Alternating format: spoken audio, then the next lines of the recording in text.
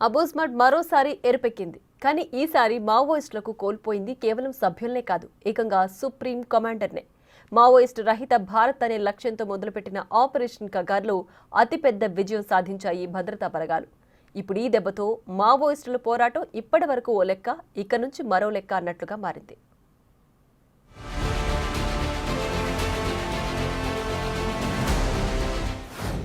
మావోయిస్టులకు కోలుకోలేని దెబ్బ. మావోయిస్టు సుప్రీం కమాండర్ కేశవరావు మృతి. ఎన్కౌంటర్లో మట్టుబెట్టిన భద్రతా బలగాలు. 1985లో మొదలై 2025లో ముగిసిన ప్రస్థానం. మావోయిస్టుల ఏరివేతలో భాగంగా భద్రతా బలగాలు చేపట్టిన ఆపరేషన్ కగార్లో కీలక విజయం సాధించాయి. నిజం చెప్పాలంటే మావోయిస్టులను కోలుకోలేని దెబ్బకొట్టాయి. ఛత్తీస్గఢ్లోని నారాయణపూర్ జిల్లాలోని అబూస్మడ్లో జరిగిన భారీ ఎన్కౌంటర్లో 27 మంది మావోయిస్టులు చనిపోయారు. అందులో మావోయిస్టు అగ్రనేత నంబాల కేశవరావు ఎలియాస్ బసవరాజు కూడా ఉన్నారు. నిజానికి బసవరాజు ఉన్నారన్న సమాచారంతోని మద్ ప్రాంతాన్ని బలగాలు చుట్టుముట్టాయి. గణపతి తరువాత మావోయిస్టు పార్టీలో అత్యంత కీలక నేతగా ఉన్నారు నంబాల. 30 ఏళ్లుగా అజ్ఞాతంలో ఉంటున్నారు. ఇప్పటికీ పలుమార్లు బలగాలకు చిక్కినట్లే చిక్కి తప్పించుకున్నారు కూడా. కానీ ఈ ఎన్కౌంటర్లో మాత్రం నంబాల మృతి చెందారు. ఇది మావోయిస్టు పార్టీకి బిగ్ షాక్ అని చెప్పాలి. మార్చి 31, 2026 నాటికి దేశంలో మావోయిస్టులు లేకుండా చేయాలని కేంద్రం టార్గెట్ గా పెట్టుకుంది. దాంతో బలగాలు దండకారణ్యంలో ఆపరేషన్ కగార్ ముమ్మరం చేశాయి. అగ్రనేతలే లక్ష్యంగా అడవులను జల్లెడపడుతున్నాయి. ఇటీవల చలపతి, రేణుక, సుధాకర్ లాంటి టాప్ లీడర్లు ఎన్కౌంటర్లలో చనిపోయారు. ఇప్పుడు నంబాలను కూడా కోల్పోయింది. బసవరాజు స్వగ్రామం శ్రీకాకుళం జిల్లాలోని జియ్యన్నపేట. తూర్పుగోదావరి, విశాఖలు మావోయిస్టు పార్టీలో పనిచేశారు. పీపుల్స్ వార్ వ్యవస్థాపకుల్లో నంబాల కేశవరావు ఒకరు. మావోయిస్టు సెంట్రల్ మిలిటరీ కమిషన్ అధిపతిగా కేశవరావు పనిచేశారు. వరంగల్ ఆర్ఈసీలో నంబాల ఇంజనీరింగ్ చదివాడు. 1984లో ఎంటెక్ చదువుతూ పీపుల్స్ వార్ సిద్ధాంతాల పట్ల కేశవరావు ఆకర్షితులయ్యారు. గెరిల్లా యుద్ధం, ఐఈడీ పేలుడు పదార్థాల వినియోగంలో మావోయిస్టు పార్టీకి కేశవరావు కీలకంగా ఉన్నాడు.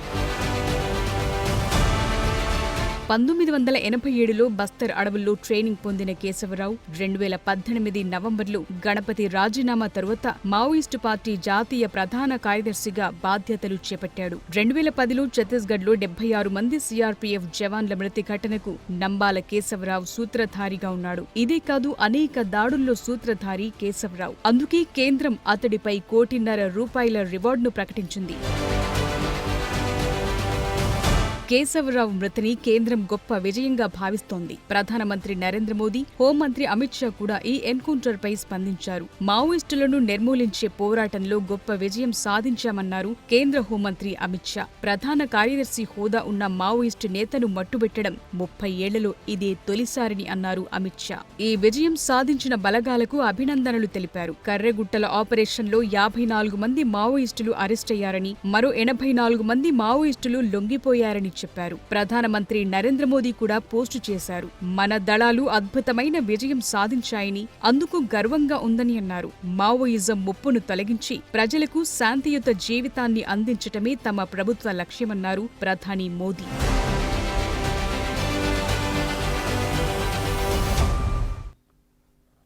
తెలుగు రాష్ట్రాల్లో సంచలనం సృష్టించింది ఉగ్రవాదుల అరెస్ట్.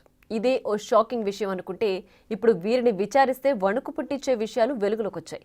వీరి అరెస్ట్ ఇంకాస్త లేట్ అయితే మరిన్ని దారుణాలు జరగడం ఖాయంగా కనిపిస్తోంది. ఇంతకీ సిరాజ్ కన్ఫెషన్ రిపోర్ట్లో ఏముంది?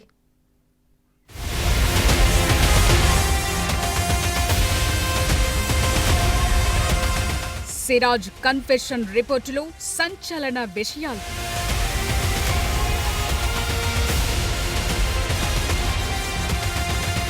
దేశవ్యాప్తంగా నెట్వర్క్ విస్తరించాలనే ప్లాన్.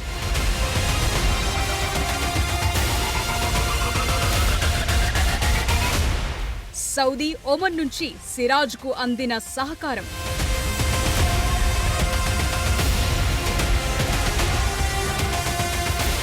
హైదరాబాద్, వరంగల్, యూపీలో కూడా లింక్లు.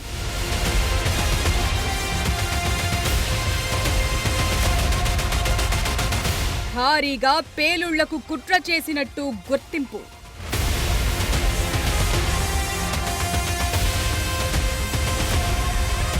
విజయనగరం టెర్రర్ మాడ్యూల్ కేసులో అసలు విషయాలు వెలుగులోకొస్తున్నాయి. తన కన్ఫెషన్ రిపోర్టులో సంచలన విషయాలు తెలిపాడు సిరాజ్. బీటెక్ మెకానికల్ ఇంజనీరింగ్ పూర్తి చేసిన సిరాజ్ మొదట ఉద్యోగ ప్రయత్నాలు చేసేందుకు హైదరాబాద్ వచ్చి ఇక్కడ ఉగ్రవాదానికి ఆకర్షితుడయ్యాడు. సిరాజ్ తో పాటు హైదరాబాద్ కు చెందిన సమీర్, వరంగల్ కు చెందిన ఫర్హాన్, యూపీకి చెందిన బాదర్ తో కలిసి ఉగ్రవాద గ్రూప్ ను ఏర్పాటు చేసుకున్నారు. జకీర్ నాయక్, ఇస్రార్ అహ్మద్, షేక్ యాకూబ్ జమాలి, షేక్ జావిద్ రబ్బానీ ప్రసంగాలతో ప్రభావితమైన ఈ గ్రూప్ ఏకంగా అల్ హింద్ ఇత్తెహాదుల్ ముస్లిమిన్, సింపుల్ గా చెప్పాలంటే అహిన్ పేరుతో ఓ రాడికల్ సంస్థను ఏర్పాటు చేశారు. ఈ గ్రూప్ ను దేశవ్యాప్తంగా విస్తరించి యువతను మతోన్మాదం వైపు ఆకర్షించాలనేది వీరి ప్లాన్.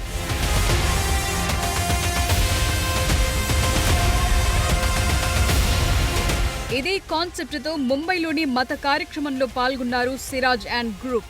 అక్కడ మరికొంత మందితో పరిచయం పెంచుకున్నారు. ఆ తర్వాత ఢిల్లీలో కూడా పర్యటించి కొందరిని కలిసి తిరిగి హైదరాబాద్ కొచ్చేశాడు. ఆ తర్వాత వీరికి సౌదీ నుంచి ఆదేశాలు రావటం ప్రారంభమైంది. బీహార్ నుంచి సౌదీకి వెళ్లి అక్కడే ఉంటున్న అబు తలీం ఎలియాస్ అబు ముసాబ్ సూచనలతో చర్యలు తీసుకోవటం ప్రారంభించారు.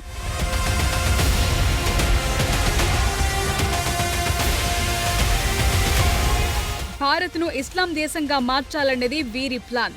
అబు సూచనతో తక్కువ ఖర్చుతో ఐఈఈడీ బాంబుల తయారీకి ప్రయత్నాలు మొదలుపెట్టాడు సిరాజ్. ముస్లిం యువతను మతోన్మాదం వైపు నడిపేందుకు అవసరమైతే ప్రాణత్యాగం చేయటానికి సిద్ధమయ్యానని సిరాజ్ చెప్తున్నాడు. మరో హైలైట్ ఏంటంటే బాంబుల తయారీకి అవసరమైన డబ్బులు వీరికి ఒమన్ నుంచి అందాయి. ఒమన్ లో పనిచేస్తున్న హైదరాబాద్ వాసి ఇమ్రాన్ ఖాన్ ఈ డబ్బును పంపాడు. అవసరమైతే మరింత పంపుతానని తెలిపాడు.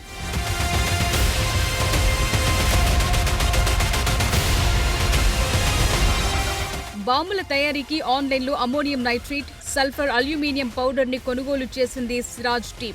ఆన్లైన్ ప్లాట్ఫామ్ తో పాటు స్థానిక దుకాణాల్లోనూ సామాగ్రి కొనుగోలు చేశారు. దీపావళి టపాసుల మందుగుండు సామాగ్రిని కూడా కొనుగోలు చేశారు. విజయనగరంలో రద్దీ ప్రాంతాల్లో బాంబు పేల్చడానికి సిరాజ్ కుట్ర పన్నాడు. అయితే పోలీసులను చూసి పారిపోవటానికి ప్రయత్నిస్తుండగా అరెస్ట్ అయ్యాడు. అతని బైక్ హ్యాండిల్ కు ఉన్న సంచిలో నుంచి పేలుడు పదార్థాలను స్వాధీనం చేసుకున్నారు పోలీసులు.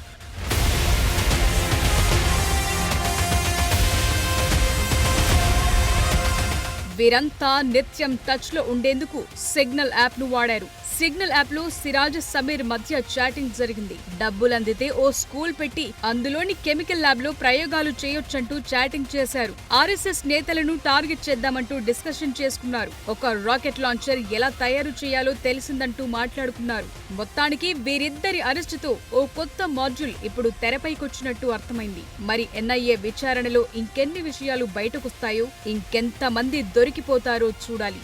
ఇదే సమయంలో సిరాజ్ కుటుంబ సభ్యుల తీరుపై కూడా కొన్ని అనుమానాలు తెరపైకొస్తున్నాయి.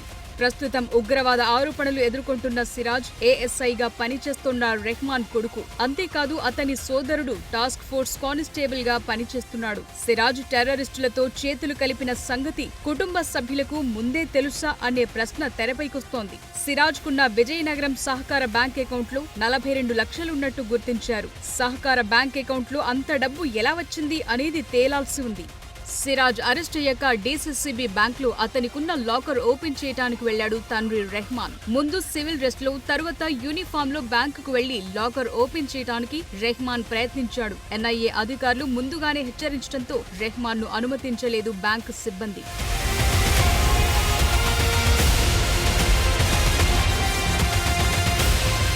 సిరాజ్ లాకర్ ను ఆయన తండ్రి ఎందుకు ఓపెన్ చేయాలనుకున్నాడు? ఇంట్లో 2 పోలీసులుండి సిరాజ్ కదలికలను ఎందుకు కనిపెట్టలేదు? విజయనగరంలోనే బాంబు పేలుళ్ల కుట్ర పన్నినా ఎందుకు తెలుసుకోలేకపోయారు? సిరాజ్ బ్యాంక్ అకౌంట్ లోకి అన్ని లక్షల డబ్బొస్తే ఎందుకు నిలదీయలేదు? ముందుగానే విషయాన్ని ఉన్నతాధికారుల దృష్టికి ఎందుకు తీసుకెళ్లలేదు? ఇలాంటి ప్రశ్నలకు ఇప్పుడు సమాధానాలు రావాల్సి ఉంది. సిరాజ్ తండ్రి, సోదరుల విచారణలో మరిన్ని విషయాలు బయటకొస్తాయంటున్నారు ఎన్ఐఏ అధికారులు.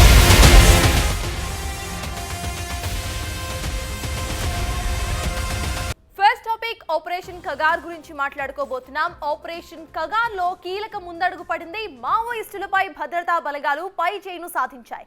నారాయణపూర్ జిల్లాలోని అబోజ్మడ్ లో జరిగిన భారీ ఎన్కౌంటర్ లో 27 మంది మావోయిస్టులు చనిపోయారు. ఈ ఎన్కౌంటర్ లో మావోయిస్ట్ అగ్రనేత నంబాల కేశవరావు అలియాస్ బసవరాజు కూడా మరణించారు. ఈయనపై భారీ ఎత్తున ప్రైజ్ మనీ కూడా ఉండింది. బసవరాజు ఉన్నారు అన్న సమాచారంతో మాత్ ప్రాంతాన్ని బలగాలు చుట్టుముట్టాయి. నంబాల కేశవరావుపై 1.5 కోటి రివార్డు కూడా ఉంది. మాద్ ప్రాంతంలో భారీగా మావోయిస్టులు ఉన్నట్టుగా సమాచారం రావడంతో బీజాపూర్, నారాయణపూర్, దంతేవాడ డిఆర్జీ బలగాలు సర్చ్ ఆపరేషన్ నిర్వహించాయి. ఈ క్రమంలోనే మావోయిస్టులు కంటపడడంతో ఎన్కౌంటర్ మొదలైంది. నక్సల్స్ 27 మంది చనిపోతే ఈ ఎదురు కాల్పుల్లో అసిస్టెంట్ కానిస్టేబుల్ ఒకరు మృతి చెందినట్లుగా ఛత్తీస్గఢ్ హోంమంత్రి విజయ్ శర్మ తెలిపారు.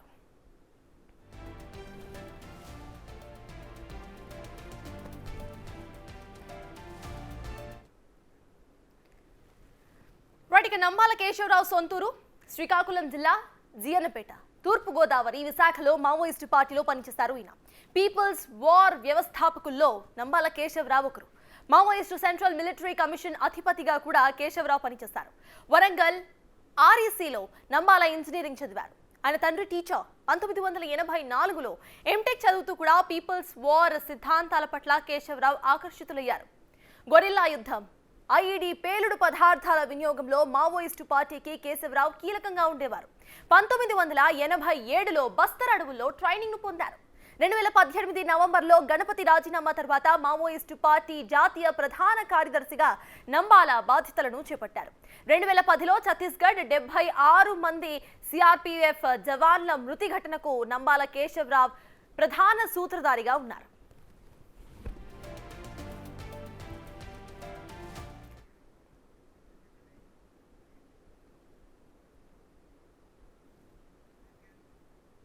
నక్సలిజాన్ని నిర్మూలించే పోరాటంలో గొప్ప విజయం సాధించామని అన్నారు కేంద్ర హోంమంత్రి అమిత్ షా. ఛత్తీస్గఢ్ ఎన్కౌంటర్ పై ట్వీట్ కూడా చేశారు ఆయన. భద్రతా బలగాలు 27 మంది మావోయిస్టులను మట్టుబెట్టాయని చెప్పారు. మృతుల్లో అగ్రనేత నంబాల కేశవరావు ఉన్నాడని క్లారిఫై కూడా చేశారు. ప్రధాన కార్యదర్శి హోదా ఉన్న మావోయిస్టు నేతను మట్టుపెట్టడం 30 ఏళ్లలో ఇదే తొలిసారి అని అన్నారు హోమ్ మినిస్టర్. ఈ విజయం సాధించిన బలగాలకు అభినందనలు తెలిపారు. కరెగుటల ఆపరేషన్లో 54 మంది మావోయిస్టులను అరెస్ట్ చేశారని, మరో 84 మంది మావోయిస్టులు లొంగిపోయారని చెప్పారు. 2026 మార్చి 31లోగా నక్సలిజాన్ని నిర్మూలించాలని మోదీ ప్రభుత్వం లక్ష్యంగా పెట్టుకుందని అన్నారు అమిత్ షా. అటు ఇదే ఎన్కౌంటర్ పై ప్రధాని మోదీ కూడా ట్వీట్ చేశారు. మన దళాలు అద్భుతమైన విజయాన్ని సాధించాయని, అందుకు గర్వంగా ఉందని అన్నారు. మావోయిజం ముప్పును తొలగించి ప్రజలకు శాంతియుత జీవితాన్ని అందించడమే తమ ప్రభుత్వం యొక్క ప్రధానమైన లక్ష్యమని అన్నారు ప్రైమ్ మినిస్టర్.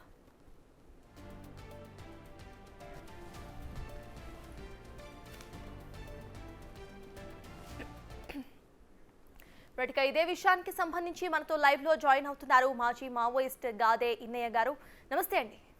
సో ప్రెసెంట్ మనం చూస్తున్నాము 2026 వరకు ఇటు అసలు మావోయిస్ట్లే లేకుండా చేస్తామంటూ కూడా సెంట్రల్ గవర్నమెంట్ ఇప్పటికే ప్రకటించింది. అండ్ మేజర్ లీడర్ ఇవాళ చనిపోయారు. అసలు మీరు దీని గురించి ఏమంటారు? మీ రియాక్షన్ ఏంటి? నిరాయుధులుగా ఉన్నటువంటి కాల్పుల విరమణ ఏప్రిల్ 2వ తేదీ నుంచి మా ఆయుధాలను పక్కన పెట్టినాం.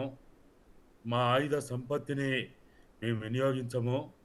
మా దళాలన్నీ కూడా నిరాయుధులుగా ఉండి శాంతి ఏర్పాటు కోసం ప్రయత్నం చేస్తామని ఏప్రిల్ 2వ తేదీ నాడు బహిరంగంగా పత్రికాముఖంగా వాళ్ళు మీడియా ద్వారా ఈ సమాజానికి తెలియజేసినటువంటి ఆ మావోయిస్ట్ పార్టీ గత దాదాపుగా నెల 15 రోజులుగా వాళ్ళు ఆ ప్రయత్నంలో నిబద్ధతతోటి వాళ్ళు కొనసాగుతూ ఎలాంటి ఎక్కడ కూడా రెచ్చగొట్టే పద్ధతిలో హింసాత్మక చర్యలు పూనుకోకుండా ఉన్నటువంటి నిరాయుధులైనటువంటి ఆ పార్టీ అగ్రనాయకుడైనటువంటి నంబాల కేశవరావు ఎలియాస్ గంగన్న ఇంకా ఇతర పేర్లతో ఉన్నటువంటి 70 ఏండ్ల వయసులో ఉన్నటువంటి ఆయనని ఈరోజు అక్కడ డిఆర్జీ బలగాల పేరుతోటి హత్య చేయడం అనేది, చంపడం అనేది చాలా బాధాకరమైంది. ఒక రకంగా యుద్ధ నీతికి విరుద్ధమైంది ఇది. యుద్ధంలో నిరాయుధులుగా ఉన్నటువంటి వాళ్ళని ఏదో ఒక విధంగా వాళ్ళని పట్టుకోవడమో, వాళ్ళని